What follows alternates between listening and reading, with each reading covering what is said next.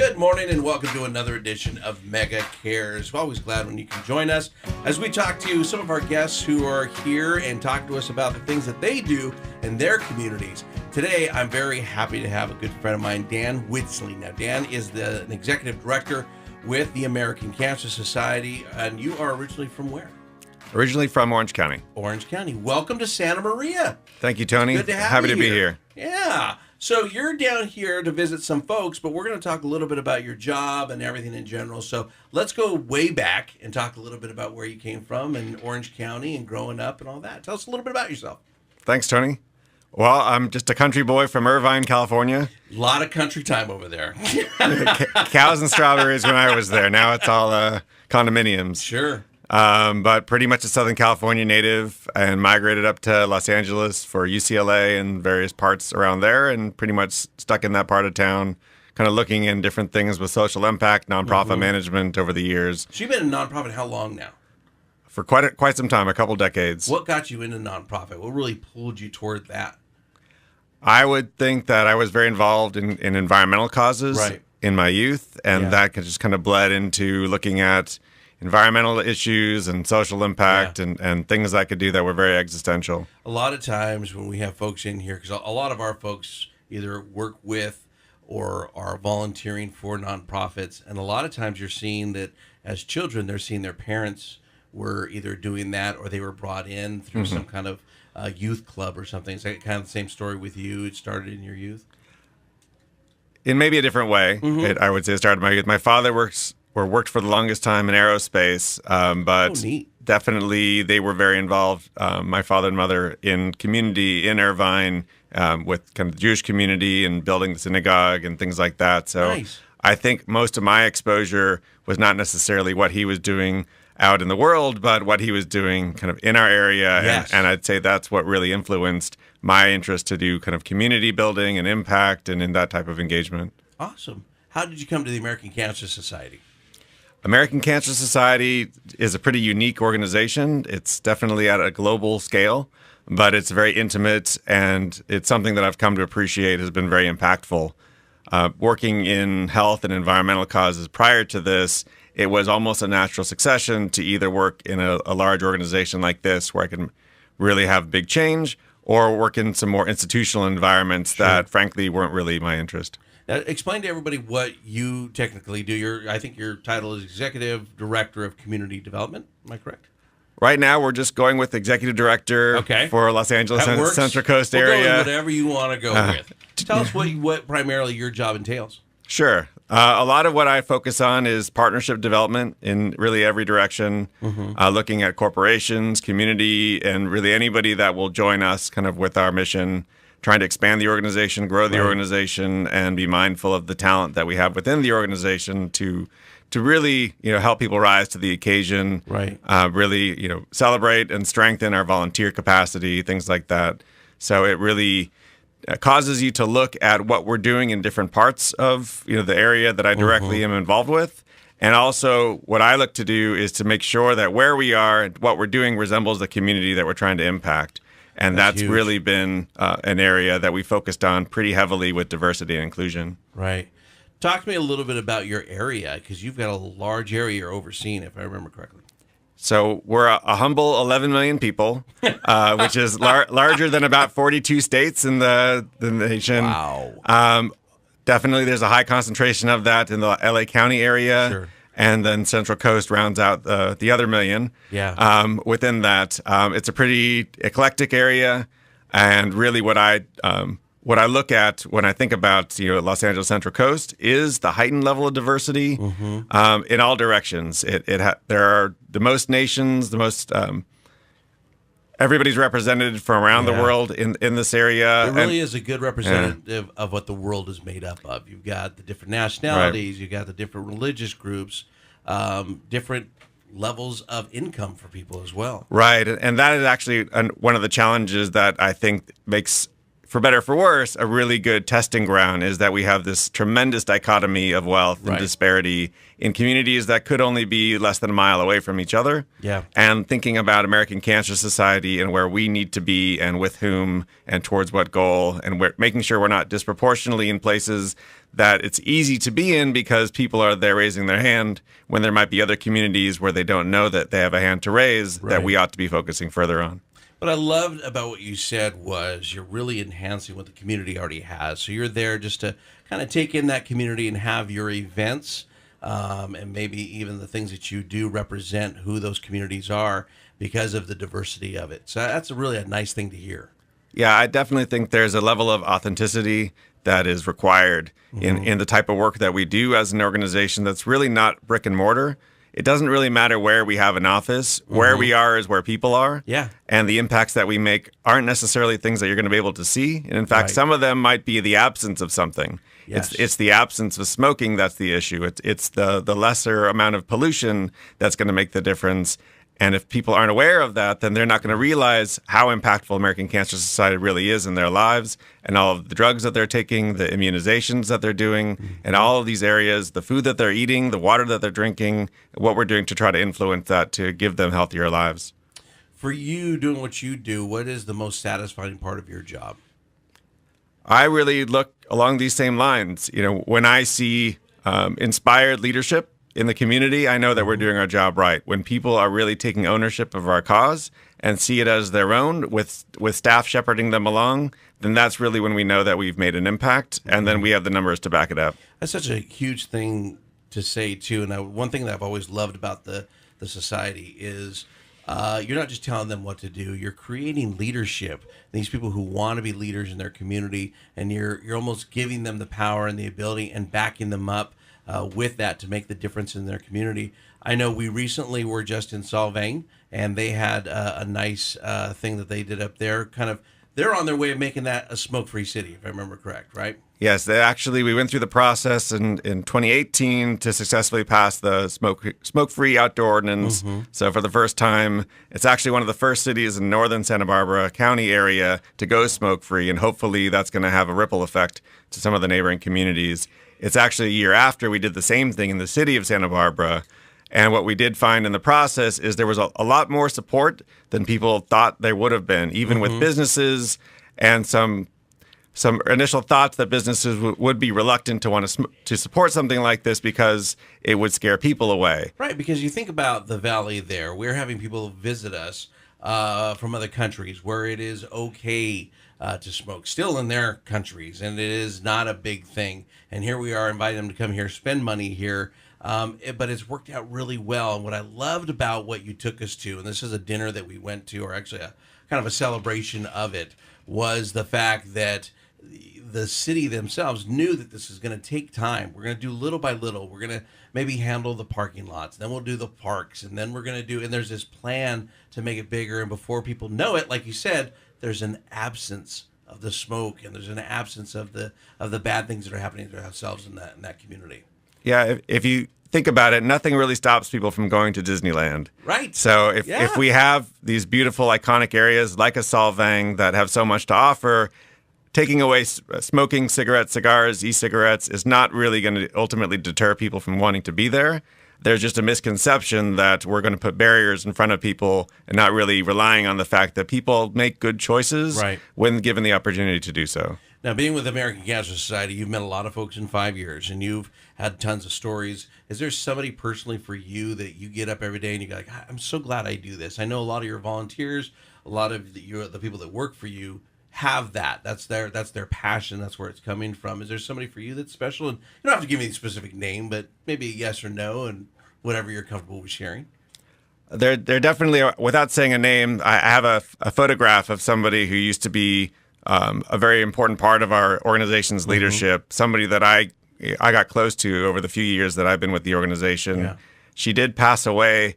It was a secondary diagnosis, a different type of cancer more recently, but it definitely takes it home of why we do what we do.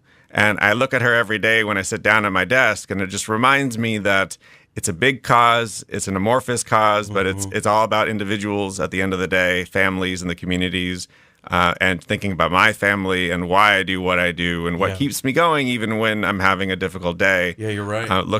Certainly looking at people like that motivate me to kind of push forward. And I would imagine your team members, when they're coming to you and they're having a difficult day, it's reminding them of that stuff. That's a good thing. It's nice to know. Certainly finding that passion. Yeah, that emotional connection, and then knowing that what we're doing makes a difference. I know for a while there, Relay was really big, or Kids Society was really big on telling your story, and that becoming a great way to get at people and say, hey, look, all of us have our own story, and that's what the passion that drives us inside. Is that something that's still a big part of the American Cancer Society? Certainly, we are trying to reach out to people and find ways that will compel them around our cause. For better or for worse, everybody knows somebody. We say it's the 1 degree. Yes. Where everybody ultimately does know somebody who's enduring cancer. Yes. So everybody, if you unpack it without too much time, you will always find that person in anybody's life, somebody to draw to, or the inspiration of what we're doing on the research side that will get people to look forward and then look backwards at how much we've accomplished. Doubling the life expectancy at the 5-year rate, something we've just done in the past 30, 40 years. Now we have almost 2 out of 3 people going beyond a 5-year survival rate. There are a number of cancers that have a 90% or higher survival rate beyond 5 years. Conversations that we would not have had in maybe even the 1980s, but today are becoming more and more a norm, which is a blessing and a curse. Because now that you're looking at cancer as a chronic disease, you want to ensure that people still have an urgency around how they're looking to treat it. This is still just under heart disease, the number 2 killer in the United States.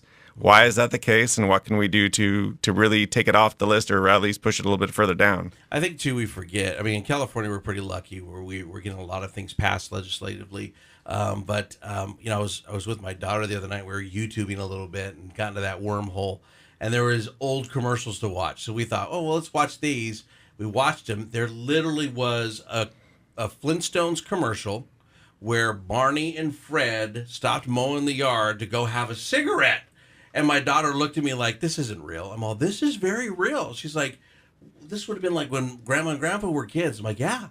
And so for her, she doesn't know any other world except the world that we've helped kind of develop. And I say we because as volunteers, we're making those changes little by little, and that will be history. But it is wild to think that wasn't too long ago those things were happening. So we were watching the TV show The Orville last night. Yes. And it actually referenced a point in time where people had no real understanding of a cigarette, and there were members of the crew that very quickly got addicted. Oh no! And so, to your point, there's a lot more going on in the era of smoking today than maybe there was even when smoking was at its peak. Yes. Because there's so many different things you could smoke, and there's so many ways that the companies or people understand or interpret or misinterpret that what they're doing to their body. And the Cancer Society is pretty plain and simple. Yeah. That really anything you put into your body, especially if it's combustible, is toxic, it's carcinogenic, and it will increase your risk. Yep. But too many times people are differentiating between a hookah, an e-cigarette, vaping, anything that they want to call it, and coming to different conclusions. And we're trying to be very adamant that smoking is smoking is smoking, all of which has some level of carcinogenic. That's right. And honestly, as an organization, the one thing that we focus on is enemy number 1, persona non grata, has something to do with cigarettes or anything that has to do with tobacco. Now you get to do some fun stuff. Not only you got Relay, but you've got, I think you just had a marathon that they had down in L.A. We're going to talk in a little bit, I think, about the Avengers and how you're going to be kind of affiliated with that. But you also got to go to Atlanta recently. Tell me about that trip. Sure. Well, the trip to Atlanta last week, which seems already like decades ago, it's just the pace of everything happening nowadays. Sure, yeah. We have in our organization, there's 42 market areas. So when I talk about the Los Angeles Central Coast, that'd be one of them.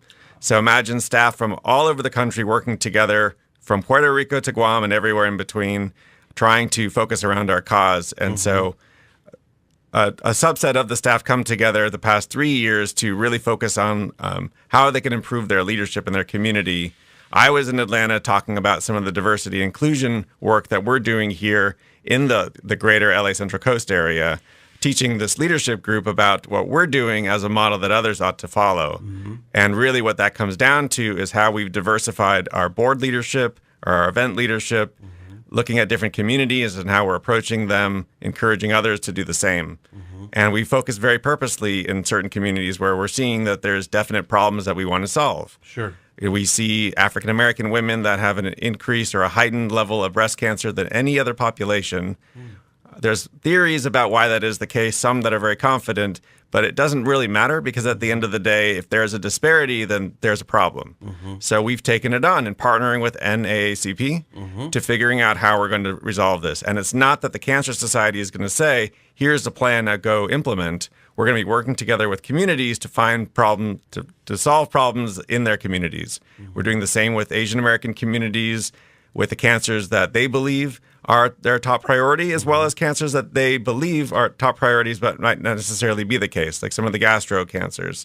So in every community, there's myths, there's beliefs, there's thoughts, there's access, there's a lack of access. There are a lot of variables involved. And so we're really, we're tackling that, we're breaking that apart, but we're balancing that with involvement in different types of leadership so that we have an authentic way of partnering in communities to make a difference. And so really, that was what we brought to Atlanta and bringing to the whole nation with American Cancer Society to make sure that this type of approach of health equity in how we're trying to problem solve is the right approach. That had to have been very exciting to be a part of. Well, certainly it's a process. So we're getting more and more people on the bandwagon. And the more that do so, we hope that there'll be a greater momentum and some greater impact and some new developments, new opportunities because of that. We're talking to Dan Witzling. He is the Executive Director, American Cancer Society for here in California. You know, it's always amazed me, and I know earlier Deb and I were meeting with somebody. Deb is my boss, and we both fall kind of under you. We were talking about how somebody asked about how Relay started. And Deb happened to say, well, you know, it all started with one man. And I think sometimes we forget about that. And we see somebody like you who's out and doing these little things. And I think you're making things possible. So first of all, thank you for that. And I appreciate that. And it's got to be great for your kids and your family to be able to see you. What do they think you do? I've involved my kids pretty much from day That's one awesome. with the organization. Some of the earlier photos, some of the screensavers that I still hold on my phones and devices are all them at Relay for Life events or community events. I think it's building an understanding and some humility. When they see dad out in the community or mom who's working in a different way with civil service, that they have compassion and understanding of different people and different lives and what they can do to make a difference. And I think that that's motivating them and hopefully influencing them in their life. That's amazing. All right, so tell me about the Avengers. What's the big news about the Avengers? You said you were going to kind of share a little something about that, and you're getting the info before any of us do. So what's the big news? Right. Well, I wouldn't say necessarily a dramatic change, but I definitely think that we are in endgame. With where we are with American Cancer Society and cancer overall. Right now, as I'd mentioned earlier, that we have so many cancers that have more than a 90% survival rate. People are living and enduring long, healthy lives with a disease, but the same that they would with asthma or other types of diseases that have similar negative effects, and yet people are living good quality lives with. We have new advances. We have certain cures that we're advancing. So you're seeing similarities. We have possibly the movie. So are we going to see you with a cape on soon? Certainly, there's definitely a team forming, and we're looking for others to join us. Oh man! And those in suits and those that will marvel to see coming together. This is definitely a different stage. My size, so I'm really. Well, don't discount it because we can always paint you green, Tony. I could be the Hulk. So, and we do align with a lot of women empowerment, which we're also seeing in some of the world of trying to avenge the misdeeds. That there's a lot of leadership rising in American Cancer Society in the ranks towards research, towards activity, towards some of the top leadership in the organization and everything in between. And we're really fully embracing that as an organization and tipping the hat. And when we think about, who first started the Relay for Life movement, certainly it was a doctor, but it was really the women around him that turned this into a movement that's lasted for more than now 3 decades into the fourth. You got to think about back then, and even as he saw Dr. Gordy Klatt, as he and the ones that are around him saw this, never did they, I'm sure, imagine how this would become worldwide and how this movement would make such a difference. That always amazes me about that story, and just how one person can make that difference with their help of their friends. And that's really what you are in charge of. Get out in those communities. You get your guys out in the community, enhance that community, get the passion going, and make the changes. Well, certainly we're trying to build this urgency and build strong partnerships and excite people that there is an end in sight, that we are making a difference day by day, that there's a lot more choices in our life that we can feel empowered will make better lives, healthier lives for ourselves and our families and our communities. And this is where we are in the evolution of this terrible, terrible disease that we're fighting against. Now, what you do, you're always, and I know you're looking for partnerships at the community level. You're looking for people to partnership with the events that you've got. And I think you're also open to looking statewide at new companies, new ideas that are coming aboard. Is that something that is part of your job as well, that you're out and willing to talk to these new industries and companies on how they can partnership with the society? We would love and continue to seek out large organizations or even the startups in what we do. And honestly, one of the biggest compelling reasons is the workforce is that exact age where you might be faced with cancer and some of the early detection and interventions that we're really trying to push. So if we can find people in the workforce, and obviously there's an economic interest and motivation to companies that want to have healthy, productive workforce, not staying home sick or leaving early or staying home to care for someone. The more we can do together, the better for the business, the better for society. And we think that there's a lot of great opportunity, a lot of integration with technology, a lot of interest in diversity that we align very well with, and are looking forward different types of partners, particularly in all walks of life, that will work with us.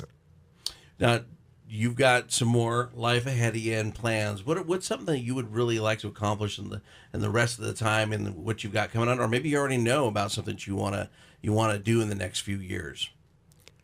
Really, what I'm trying to do, working with the American Cancer Society, is to raise the level of performance and impact of the Los Angeles Central Coast to a real best practice in the nation. To almost lead the nation. We want to be the one, and we're getting there. In areas like diversity, where we have best practices that others will watch. This is an organization that was founded on the East Coast, and we see opportunity, and it was the same with environmental movement where I come from, that we can really set the stage for what the next area of focus needs to be. One of the new things you were talking to me about, we had a chance to talk at a meeting, was being in society and everybody knowing what that American Cancer Society is made of. They know the doctors, and they know the health professionals, and they know the programs that we do, but really knowing that these are people within your community. And it seemed like that was kind of important to you too, to kind of get that out there and find out who in your community really is in society. Absolutely. We want to see ourselves as a lifestyle organization, a performance enhancement. So looking at people in every stage and every moment of their life to think about, am I doing the right choice? And what would American Cancer Society think about this? Right. I can have a glass of wine. That's okay from time to time because I understand the risks involved, but I understand that I'm jogging, I'm eating good food, I'm doing other choices, and this is all backed by research and data that the organization is telling me will help me. And going to the doctor and raising a family, or focusing in work and making sure that my workplace is healthy, looking at stress factors and how I can mitigate that. And in every which way, there's American Cancer Society. It's partnering with you in fitness, in wellness, in health, in nutrition, in good times and bad times. We really are hoping that people recognize and appreciate that we want to be a partner, not just at the high level with corporations and companies, but at a very personal level too. That's a good point. A very good point. I love that.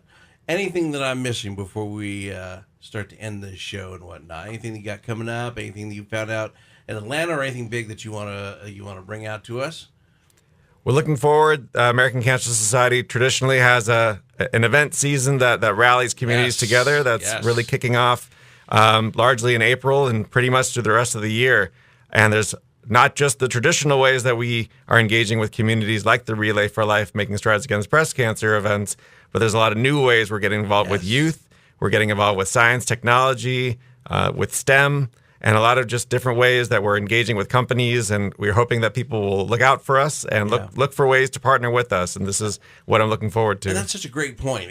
I think everybody thinks of the relays and they think of the things that we do, but like you said, keep an eye out, because more than likely we're out there doing something with them, and there's new things that are happening out there, new ways for us to create awareness and new ways to do fundraising out there. And you've got a lot going on. You've got a lot of different things in your area that cover from, I know just with my area, I've got the walks, and I've got an air show, and I've got the Real Men Wear Pink, and you've got a run that's going to be coming up soon.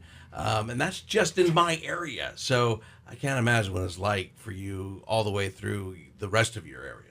It's a very exciting time to be with American Cancer Society and thinking about what we're going to be able to do together. You got to have a hard time choosing where you're going to be on the weekends, I'd imagine.